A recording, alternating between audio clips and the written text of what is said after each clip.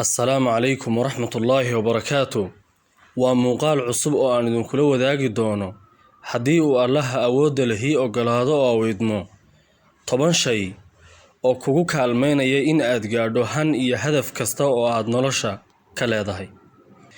Muuqaalkeeni kan ka horeeyay waxa aynu soo tilmaanay in hanka ugu weyn ee madaxa u ah qofka muslimka ahi uu yahay in uu Alle raali geliyo, naartana uu ka badbaado, aadamaha kalena uu ku caawiyo yoolkaas. Iyadoo oo ay taasi jirto, haddana waxa laga maarmaan ah in aad leedahay hadaf aad rabto in aad gaadho maalin inta aynaan tilmaamin waxyaabaha inagu caawinaya hadafka aynu rabno. Waa in marka hore aynu hoosta ka xariiqno qaabka aynu rabno in ay u ekaato nolosheenu, kadibna aynu eegno in qorshaha iyo qodobada aynu dejinaynaa ay ina gaarsiinayaan hadafkii aynu hoosta ka soo xariiq. Qodobka koobaad ee kaa caawinaya in aad gaadho hadafkaaga waa in aad Ilaahay ku xidhnaato, isagana ka dalbato in uu kuu fududeeyo hankaaga haddii uu adduun iyo aakhiraba khayr ku leeyahay. Qodobka labaad, in aad ka fikirto hadafyada guud waxa ay kugu khasbaysaa in aad ka jawaabto weydiimahan. Kow, waa maxay waxa adiga ku saameeya noloshan? Laba, waa maxay waxyaabaha aad xilliga ku lumiso inta badan si aad wax dheeraad ah uga barato? Saddex, waa noocma dadka aad asxaabta ka dhigato ee inta badan ka agdhow. Ka warcelinta weydiimahani waxa ay kugu caawinaysaa in aad gaadho ujeedka guud ee aad dejisatay. Qodobka saddexaad ee kugu caawinaya gaadhida hadafkaaga waa in aad qortaa hadafka ama himilooyinka aad leedahay. Waxa jira aragtiyo badan oo gebi ahaantoodba aad u wanaagsan, kuwaas oo maalin kasta maskaxdaada ku soo dhaca, haddana aad markiiba ilowdid. Waxa kaliya ee lagaga faa'iideysan karaana waa in aad qorto.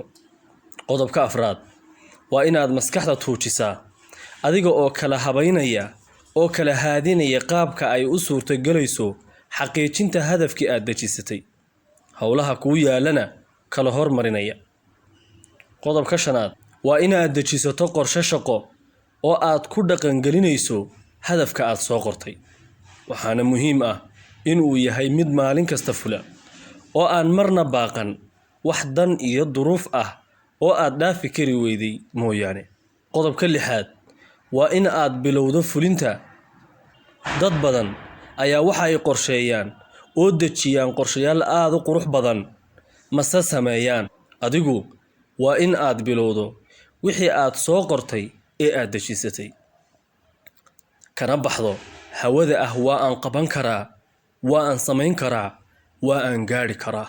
Hadal waxba kuma yimaadaan, ee waa in aad bilowdaa samaynta waxa quruxda badan ee aad ku fakarayso. Soomaalida ayaa waxa ay ku mahmaahdaa habar fadhida lagdin wax uga fudud. Qodobka lixaad ee kugu caawinaya gaadhida yoolkaaga waa in aad gaadhida hadafkaaga u kaashato dadka kale, oo aad yoolalka yaryar ee aad ku hooseyso samayntooda, kuwaas oo u shaqeynaya yoolkaaga weyn, aad dadyowga kaa agdhow u kaashato in ay kaa caawiyaan. Qodobka toddobaad waa in aad xadido awoodda iyo xirfadaha aad leedahay. Waxaa muhiim ah in uu qofku ogaado awoodda uu leeyahay si aanu isugu qaadin wax aanu qaban karin. Qof kastana waxa jira wax uu Ilaahay subxaanahu wa tacaala u fududeeyay oo dadka kale uu kaga duwan yahay. Qodobka sagaalaad, hab fikir fiican, taas oo ah in aanad kaliya odhanin naftayda ayaa aan ku kalsoonahay, ee aad caqli iyo fakar badan ku darto qabashada shayga. Gafafka kaa dhacayana aad ka barato casharo aanad berri ku celin. Qodobka tobnaad oo ugu dambeeya, isla xisaabtan, oo ah in aad naftaada kala xisaabtanto samaynta wixii qornaa ee aad qorshaysay. Haddii ay dhacdo in ay uga soo baxdo sidii ay ahayd, aad nafta abaal mariso. Haddii aanad samaynna aad isweydiiso sababta.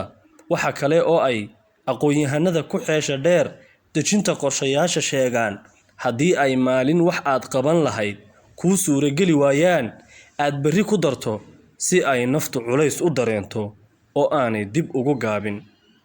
Inta aynu ku kulmi doono muuqaal kale oo xiiso badan, waa Haaruni oo idinkaga tegaya. Assalaamu calaykum.